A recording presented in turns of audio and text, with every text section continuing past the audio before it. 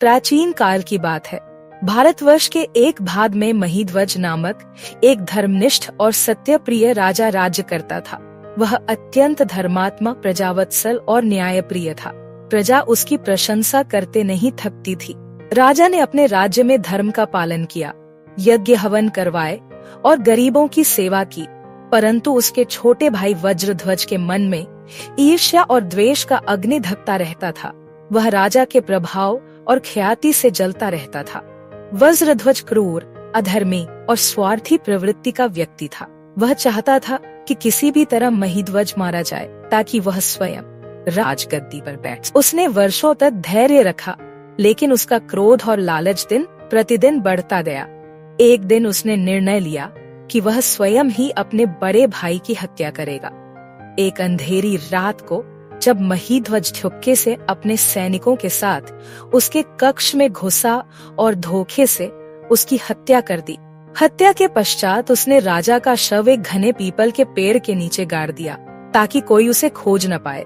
चूंकि राजा महीध्वज की मृत्यु अकाल और अन्यायपूर्ण हुई थी, अतः उसका आत्मा शांत न हो सकी। वह प्रेत बनकर उसी पीपल वृक्ष पर निवास करने लगा। उस आत्मा के कारण उस क्षेत्र में असाधारण घटनाएं घटने लगी। यात्रियों को भ्रम होने लगा, पशु पक्षी वहां से दूर रहने लगे और रात्रि में किसी के भी वहां जाने की हिम्मत नहीं होती थी। गांव वालों को लगा कि वह पीपल का पेड़ अपवित्र हो गया है। उन्होंने वहां पूजा पाठ शुरू किया, लेकिन कोई समाधान नहीं हुआ। वे भयभीत होकर धीरे धीरे उस मार्ग से आना जाना बंद करने लगे। कुछ महीनों पश्चात एक दिन एक प्रसिद्ध तपस्वी जो सिद्ध योगी थे उस रास्ते से गुजर रहे थे। उनका नाम धौम्य ऋषि था। वे अपने योगबल से जानते थे कि उस पीपल वृक्ष के नीचे कोई प्रेत आत्मा वास कर रही है। वे वहीं ठहर गए और अपनी दृष्टि से पूरे वृक्ष का निरीक्षण करने लगे। धौम्य ऋषि ने ध्यान मग्न होकर उस आत्मा से संवाद किया। तब महीध्वज की आत्मा ने उन्हें सारा वृत्तांत बताया, कैसे उसके छोटे भाई ने धोखे से उसकी हत्या की और कैसे वह पीपल वृक्ष के नीचे गाड़ा गया। उसकी आत्मा इस अन्याय के कारण पीड़ित थी और उसे मुक्ति नहीं मिल रही थी। धौम्य ऋषि अत्यंत करुणामय थे। उन्होंने महीध्वज को शांति देने का उपाय खोजा। उन्होंने कहा, हे आत्मा, तुम पवित्र आत्मा थे, तुम्हारा कर्तव्य मार्ग पर जीवन था, इसलिए तुम्हारी मुक्ति निश्चित है। तुम्हारी मुक्ति का मार्ग अपरा एकादशी व्रत है। ऋषि ने बताया कि अपरा एकादशी ज्येष्ठ मास के कृष्ण पक्ष की एकादशी को आती है। इस व्रत को करने से समस्त पाप नष्ट हो जाते हैं और आत्मा को मोक्ष प्राप्त होता है। यदि कोई अन्य व्यक्ति इस व्रत को तुम्हारे नाम से करे तो तुम्हें भी पुण्य लाभ होगा। धौम्य ऋषि ने स्वयं उस वर्ष अपरा एकादशी का व्रत रखा।